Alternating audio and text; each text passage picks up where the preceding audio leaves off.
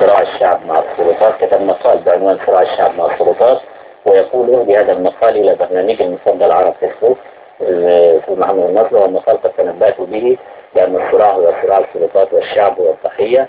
ونحن ندعو الأصدقاء إلى أن هذا المقال صراع الشعب مع السلطات منشور على صفحة البرنامج على الفيسبوك، كتبه أسامة عبد الحميد من الإسكندرية. الصحراء